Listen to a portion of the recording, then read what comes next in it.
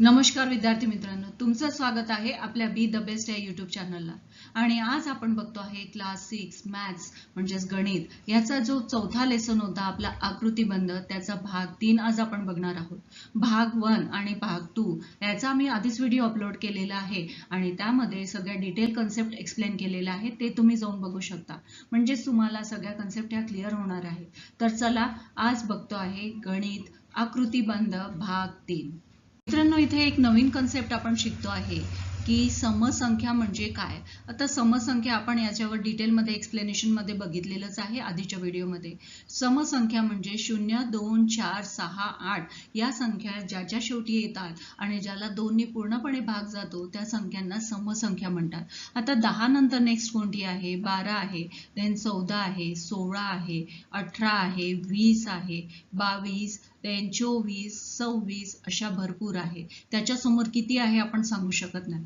नंतर विषम संख्या म्हणजे काय? आता विषम संख्या हे सुद्धा आपण डिटेलमध्ये बघितलेलंच आहे. आता 1, 3, 5, 7, 9, देन 11, 13, 15, 17, 19, 21, 23, 25, 27 या झाल्या विषम संख्या झाल्या. आता हे नेक्स्ट तुम्हाला लक्षात नाही आलं असेल की विरहंक म्हणजे काय. आता विरहंक संख्या म्हणजे नेमकं काय? तुमच्या मनामध्ये प्रश्न राहिला असेल की विरहंक हा तर नवीनच शब्द वाटतोय आणि तो कसा काय, तर ते आपण आता एक्झाम्पल थ्रू बघणार आहोत. आता इथे तुम्हाला खाली काही नंबर्स दिसत आहेत बघा. आता 0 आणि 1 याची ऍडिशन केली तर आपल्याला 1 हा नंबर मिळतो, बरोबर.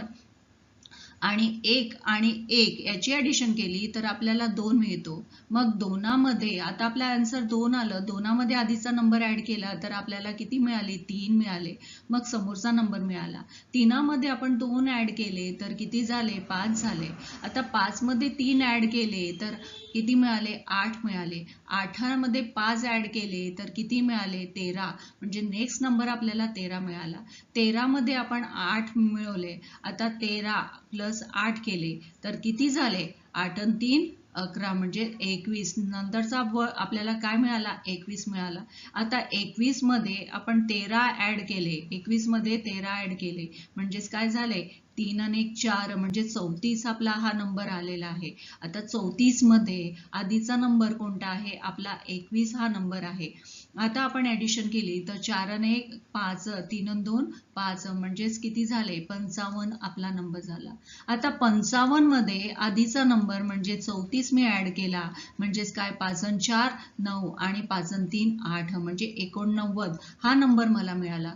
89 मध्ये आधीचा नंबर म्हणजे 55 ऍड केला तर किती झाले? 9 आणि 5 14 आणि 8 आणि 9 9 आणि 5 14 म्हणजेच 144 हे नंबर मिळाले. अशा प्रकारे मला हे नंबर्स मिळत गेले आणि यालाच काय म्हटलं गेलेलं आहे? विरहंक संख्या. म्हणजे आधीच्या 2 संख्यांची ऍडिशन केली की समोरची संख्या मिळते आणि तीच आहे विरहंक संख्या.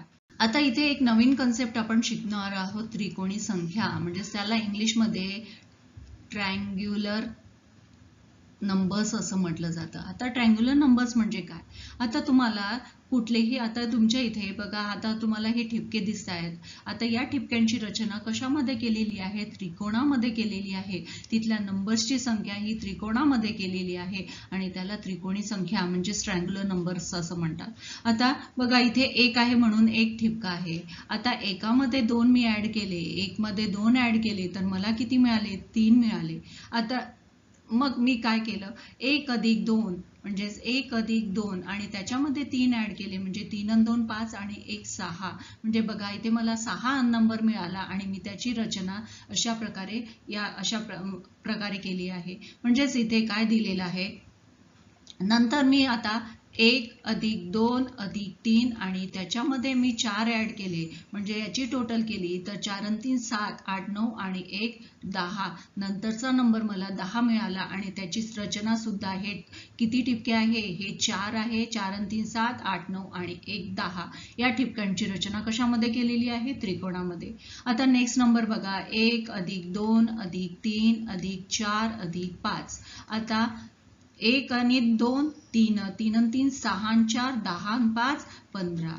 आता पुन्हा नेक्स्ट नंबर मी घेतला 1 अधिक 2 अधिक 3 अधिक 4 अधिक 5 आणि त्याच्यानंतरचा नंबर 6 असा मी घेतला. तर याची टोटल किती होती? 6 आणि 5 11 11 आणि 4 15 15 15 आणि 3 18 19 20 आणि 1 21. म्हणजेच नंतरचा नंबर मला किती मिळाला? 21 नंबर मिळालेला आहे. म्हणजेच आता ही त्रिकोणी संख्या आहे. आता याला आपण आणखीन डिटेलमध्ये शिकणार आहोत नेक्स्ट स्लाइडवर. ट्रायंग्युलर नंबर्स म्हणजेच त्रिकोणी संख्या कशी असतात ते. इथे आपण एक नवीन कन्सेप्ट शिकणार आहोत की ट्रायंग्युलर संख्या काढताना आपल्याला ती खूप लेंदी प्रोसेस झाली आहे. म्हणजेच आता आपण कसं बघितलं की शून्यामध्ये नाही, आता आपण एक अधिक एक म्हणजे 2 मिळाले. मग आता मग आता आपण 1 अधिक 2 अधिक 3 असं केलं. 3 आणि 2 5 आणि 1 6 मिळाले. मग आता 1 अधिक 2 अधिक 3 अधिक 4 म्हणजेच किती झाले? 4 आणि 3 7 8 9 आणि 1 10 नंबर मिळाले. आता पुन्हा 1 अधिक 2 अधिक 3 अधिक 4 अधिक 5 म्हणजेच आता आपल्याला मिळाली याची ॲडिशन 15.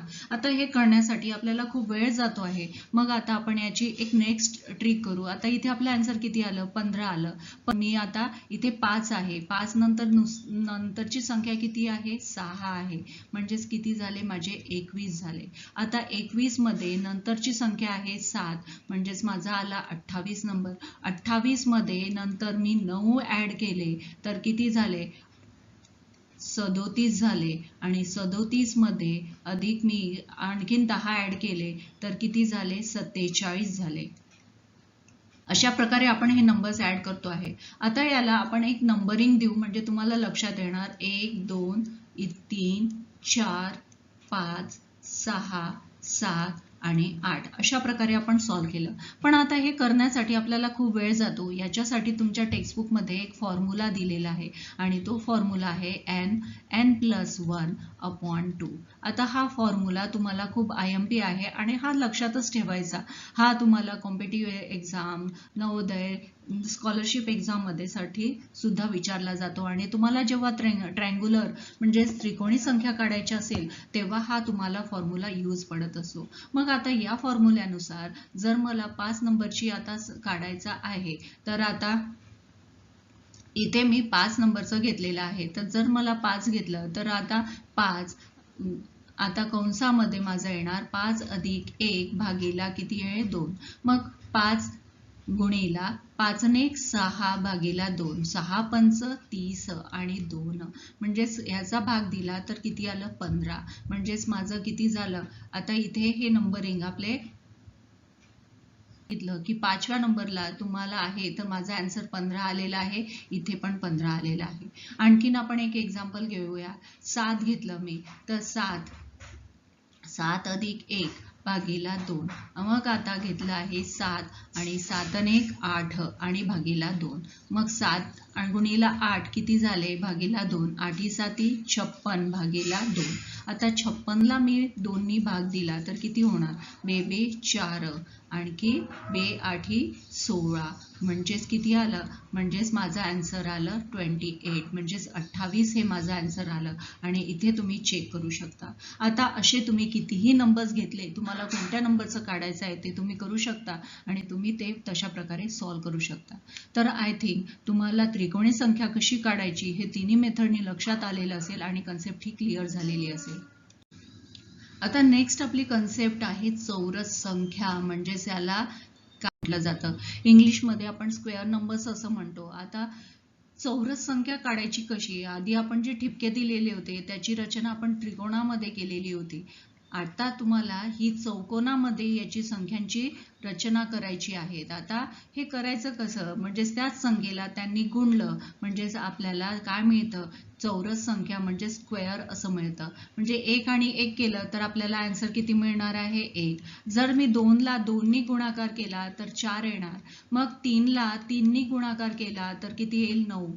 4 गुणीला 4 केलं तर किती येणार? 4 चौक 16. देन 5 गुणीला 5 केलं तर 5 5 25. 6 गुणीला 6 केलं तर 6 6 36. 7 गुणीला 7 केलं तर 7 7 49, 8 गुणीला 8 केलं तर 8 8 64. अशा प्रकारे आपण हे नंबर्स घेतले आणि या ठिपक्यांची रचना आपण अशा प्रकारे केली. आता हे 3 ठिपके 3दा घेतलेले आहेत आणि त्याचं जे मल्टिप्लिकेशन केलं, गुणाकार केला तर आपलं उत्तर किती येणार? 9. आता हे 4 ठिपके 4 वेळा घेतले. आपण रांगोळी करताना 4 ठिपक्यांची 5 ठिपक्यांची काढतो, तर त्यावेळेला आपण असं केलं तर आपले टोटल किती होतात? 16 होतात. आणि हेच यालाच काय म्हटलं जातं? चौरस संख्या. बिलकुल सोपं आहे. त्याच संख्येला त्याच संख्येने गुणणं म्हणजे चौरस संख्या काढणं. आता हे तुम्हाला पाठ असणं आवश्यक आहे. कमीत कमी 1 ते 100 पर्यंत तुम्हाला नंबर्स पाठ असणे आवश्यक आहे. मग आता इथे तुम्हाला मी एक हा टेबल दिलेला आहे. 1 ते 50 पर्यंत टोटल किती चौरस संख्या आहे या तुम्हाला इथे दिलेल्या आहेत आणि ह्या तुम्हाला सगळ्या पाठ करणं आवश्यक आहे. म्हणून हा टेबल तुमच्यासाठी महत्त्वाचा आहे आणि याची स्क्रीनशॉट काढून घ्या, म्हणजे तुम्हाला हा लर्न करण्यासाठी सोपा होणार आहे. ठीक आहे. आता नेक्स्ट कन्सेप्ट आपण बघणार आहोत आणि ती आहे घनसंख्या म्हणजे काय. आता घनसंख्या म्हणजेच याला क्यूब असं म्हटलं जातं. इंग्लिशमध्ये क्यूब म्हणतात. आता क्यूब म्हणजे काय? घन. मराठीमध्ये घन असं म्हणतात. आता ते घन म्हणजे काय? तर त्या संख्येला त्याला 3दा गुणणे म्हणजेच किती झालं? त्याचा क्यूब झाला. आता स्क्वेअर लिहिताना जर आपल्याला 2चा स्क्वेअर किंवा 2चा वर्ग लिहायचा असेल तर 2चा वर्ग डोक्यावर 2 लिहायचे असते आणि त्याचा 4 येईल.